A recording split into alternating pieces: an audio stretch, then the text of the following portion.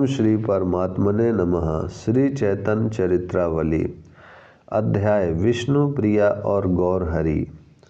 गोपियाँ परस्पर में कह रही हैं, हाँ, जिन श्री कृष्ण के स्नेह के साथ खिले हुए सुंदर मंद मंद हास्य युक्त मनोहर मुख को देखकर और उनके सुमधुर वचनों को सुनकर तथा लीला के सहित कुटिल कटाक्षों से उनकी मंद मंद चितवन और प्रेमालिंगनों द्वारा रास क्रीड़ा में हमने बहुत सी बड़ी बड़ी निशाएं एक क्षण के समान बिता दी। ऐसे अपने प्यारे श्री कृष्ण के बिना हम इस दुस्सह विरह जन दुख को कैसे सहन कर सकेंगी। इसका सहन करना तो अत्यंत ही कठिन है।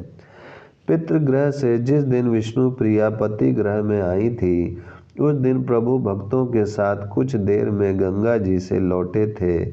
आते ही भक्तों के सहित प्रभु ने भोजन किया। भोजन के अनंतर सभी भक्त अपने अपने स्थान को चले गए।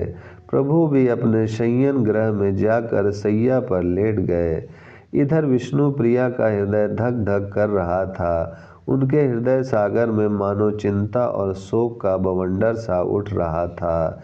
एक के बाद एक विचार आते और उनकी स्मृति मात्र में विष्णु प्रिया कांपने लगती।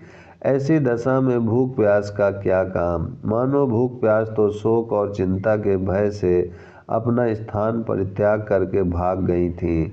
प्रातः काल से उन्होंने कुछ भी नहीं खाया था। पति के निकट बिना कुछ प्रसाद पाए जाना अनुचित समझकर उन्होंने प्रभु के उच्छिष्ट पात्रों में से 2-4 ग्रास अनिच्छापूर्वक माता के आग्रह से खा लिए। उनके मुख में अन्न भीतर जाता ही नहीं था। जैसे तैसे कुछ खा पीकर वे धीरे धीरे पति देव की सैया के समीप पहुंची। उस समय प्रभु को कुछ निद्रा सी आ गई थी। दुग्ध के स्वच्छ और सुंदर झांकों के समान सुकोमल गद्दे के ऊपर बहुत ही सफ़ेद वस्त्र बिछा हुआ था। 2 झालरदार स्वच्छ सफ़ेद कोमल तकिए प्रभु के सिरहाने रखे हुए थे। एक बाँ तकिए के ऊपर रखी थी, उस पर प्रभु का सिर रखा हुआ था। कमल के समान दोनों बड़े बड़े नेत्र मुंदे हुए थे। उनके मुख के ऊपर घुंघरैली काली काली लटें छिटक रही थीं। मानो मकरंद के लालची मधुपों की काली काली पंक्तियां एक दूसरे का आश्रय लेकर उस अनुपम मुख कमल की मनमोहक मधुरिमा का प्रेम पूर्वक पान कर रही हों। अर्धनिद्रित समय के प्रभु के श्री मुख की शोभा को देखकर विष्णु प्रिया जी टिटक गईं। थोड़ी देर खड़ी होकर वे उस अनिवर्चनीय अनुपम आनंद की अद्भुति आभा को निहारती रहीं। उनकी अधीरता अधिकाधिक बढ़ती ही जाती थी। धीरे से वे प्रभु के पैरों के समीप बैठ गईं और अपने कोमल करों से स्नेह स्नेह प्रभु के पद्मों के तलुओं को सहाराने लगीं। उन चरणों की कोमलता, आरूढ़ता और सुकुमारता को देखकर विष्णु प्रिया का हृदय फटने लगा।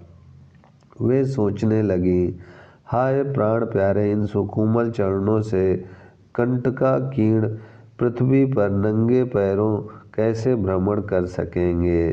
तपाए हुए स्वर्ण के रंग के समान यह राजकुमार का सा सुकोमल शरीर संन्यास के कठोर नियमों का पालन कैसे कर सकेगा। इन विचारों के आते ही विष्णु प्रिया जी के नेत्रों से मोतियों के समान अश्रु बिंदु झड़ने लगे। चरणों में गर्म बिंदुओं के स्पर्श होने से प्रभु चौंक उठे और तकिए से थोड़ा सिर उठाकर उन्होंने अपने पैरों की ओर निहारा। सामने विष्णु प्रिया को देखकर प्रभु थोड़े उठ से पड़े। आधे लेटे ही लेटे प्रभु ने कहा, तुम रो क्यों रही हो? इतनी अधीर क्यों बनी हुई हो? तुम्हें यह हो क्या गया है? रोते रोते अत्यंत क्षीण स्वर में सुबाकियां भरते हुए विष्णु प्रिया जी ने कहा, अपने भाग्य को रो रही हूँ कि विधाता ने मुझे इतनी सौभाग्यशालिनी क्यों बनाया। प्रभु ने कुछ प्रेम विस्मित अधीरता से प्रकट करते हुए कहा, बात तो बताती नहीं, वैसे ही सुबकियां भर रही हो, मालूम भी तो होना चाहिए क्या बात है।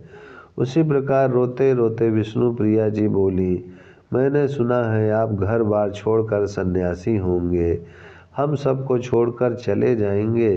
प्रभु ने हंसते हुए कहा, तुमसे ये सिर पैर की बात कही किसने?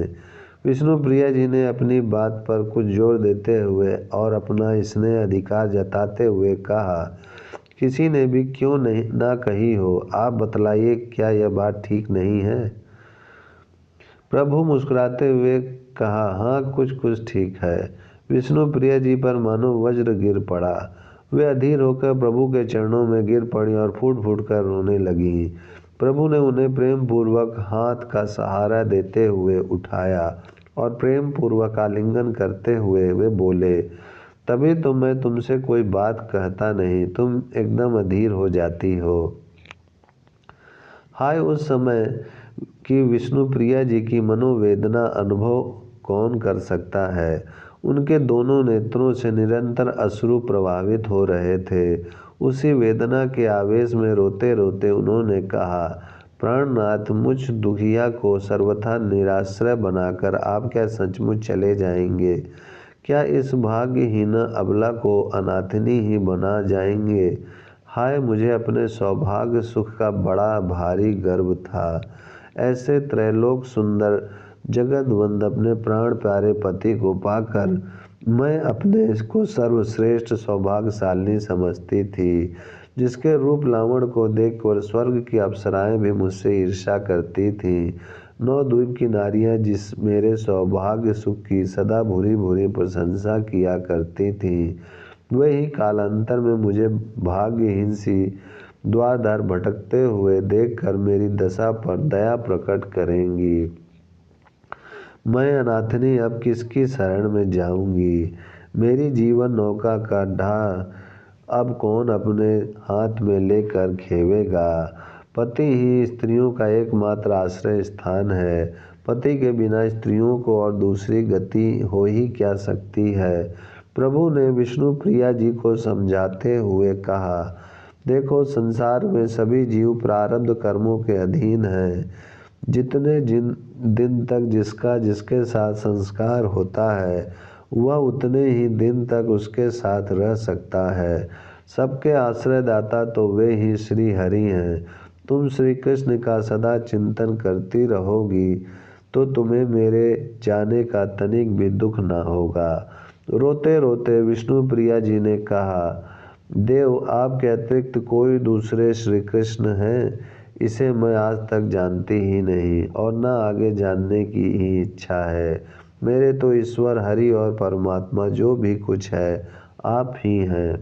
आपके श्री चरणों के चिंतन के अतिरिक्त दूसरा चिंतनीय पदार्थ मेरी दृष्टि में है ही नहीं।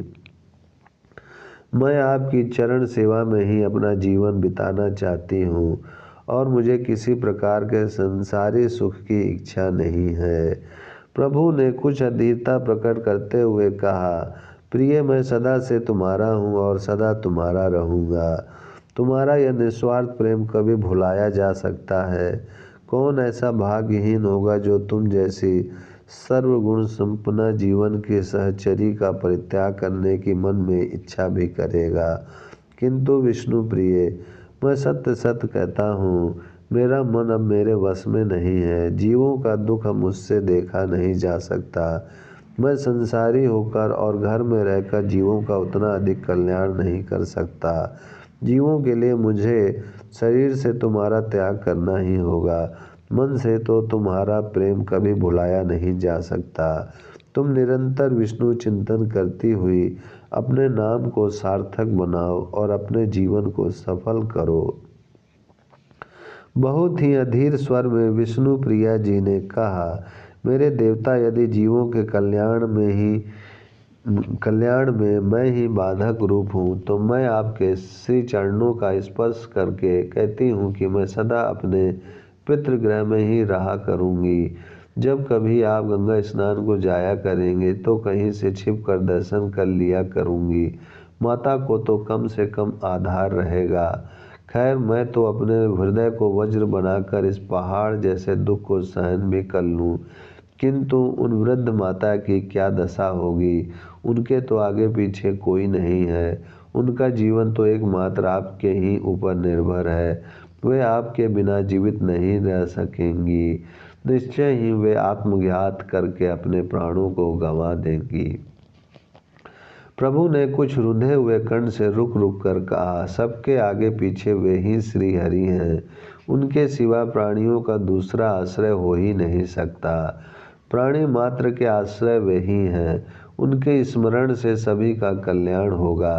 प्रिय, मैं विवश हूँ। मुझे नवद्वीप को परित्याग करके अन्यत्र जाना ही होगा। संन्यास के सिवा मुझे दूसरे किसी काम में सुख नहीं। तुम सदा से मुझे सुखी बनाने की ही चेष्टा करती रही हो। तुमने मेरी प्रसन्नता के निमित्त अपने सभी सुखों का परित्याग किया है। जिस बात में मैं प्रसन्न रह सकूं, तुम सदा ऐसा ही आचरण करती रही हो। अब तुम मुझे दुखी बनाना क्यों चाहती हो? यदि तुम मुझे जबरदस्ती यहाँ रहने का आग्रह करोगी तो मुझे सुख न मिल सकेगा। रही माता की बात, सो उनसे तो मैं अनुमति ले भी चुका और उन्होंने मुझे संन्यास के निमित्त आज्ञा दे भी दी। अब तुमसे ही अनुमति लेनी और शेष रही है। मुझे पूर्ण आशा है तुम भी मेरे इस शुभ काम में बाधा उपस्थित न करके प्रसन्नतापूर्वक अनुमति दे दोगी। कठोर हृदय करके और अपने दुख के आवेग को बलपूर्वक रोकते हुए विष्णु प्रिया ने कहा, यदि माता ने आपको संन्यास की आज्ञा दे दी है तो मैं आपके काम में रोना ना अटकाऊंगी। आपकी प्रसन्नता में ही मेरी प्रसन्नता है।